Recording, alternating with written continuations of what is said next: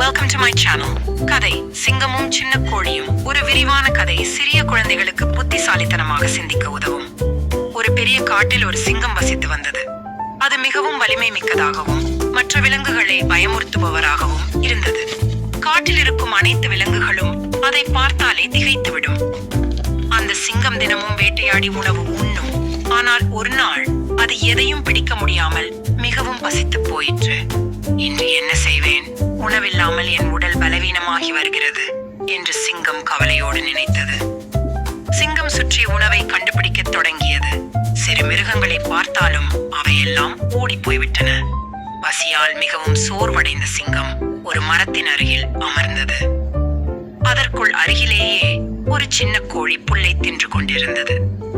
அதை பார்த்த சிங்கம் ஆச்சரியப்பட்டு விட்டது. இது எனக்கு மிகச் சிறந்த வாய்ப்பு.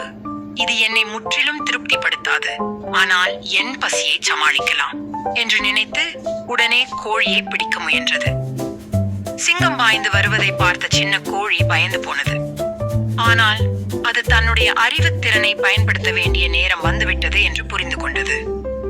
அது சிங்கத்திடம் பேச ஆரம்பித்தது. ஐயா சிங்க அரசே, நீங்கள் காட்டின் ராஜா. நான் ஒரு சிறிய கோழி. என்னை உண்டாலும் உங்களுக்கு ஒரு நிமிஷத்துக்கு கூட பசியோடுவோ? சிங்கம் சற்று சிந்தித்தது. ஆமாம், இதை உண்டால் என் பசி முழுவதுமாக அடங்காது. அதற்குள் கோழி அதன் கோரிக்கையை முன்வைத்தது. ஏன் ஒரு சிறிய கோழியை மட்டும் சாப்பிட வேண்டும்? அதற்கு பதிலாக நான் காட்டின் பெரிய விலங்குகளை அழைத்து வருகிறேன். நீங்கள் அவற்றை உண்ணுங்கள். சிங்கம் இதை பார்த்து ஆச்சரியமடைந்தது. என்ன, நீயா பெரிய விலங்குகளை அழைத்து வரப்போகிறாய்? எப்படி? கோழி உடனே பதிலளித்தது. நான் ஒரு சிறிய உயிரினமாக இருந்தாலும் காட்டில் எனக்கேற்ற நண்பர்கள் இருக்கிறார்கள். அவர்கள் அனைவரும் இங்கு வந்து விடுவார்கள். நான் போய் அழைத்து வருகிறேன்.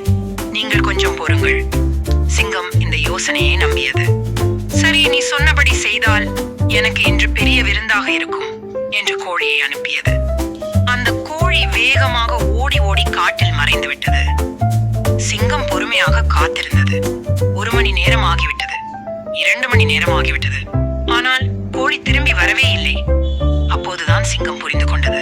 அது மோசமாக ஏமாற்றப்பட்டு விட்டது. ஓஹோ, அந்த சிறிய கோழி என்னை ஏமாற்றி விட்டதே. அது திரும்பி வராது. சிங்கம் அதிர்ச்சி அடைந்தது. ஆனால் பின்னர் தன் முட்டாள்தனத்தை கணித்துக் கொண்டு மீண்டும் வேட்டைக்காக சென்றது. முன்னுரை மோரல்: 1. அறிவு வலிமையை விட அதிகம் பயனளிக்கலாம். 2வது, சிக்கல்களை சமாளிக்க புத்திசாலித்தனமாக சிந்திக்க வேண்டும். 3வது, நம்மை விட பெரியவர்களும் திறமையானவர்களும் ஏமாறலாம். ஆனால் உண்மை அறிவு இருந்தால் நாம் அதிலிருந்து தப்பிக்கலாம்.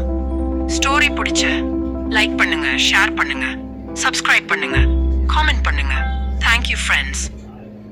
இந்த கதை குழந்தைகளுக்கு புத்திசாலித்தனமாக சிந்திக்கவும் எதையும் பயமின்றி சமாளிக்கவும் உதவும்.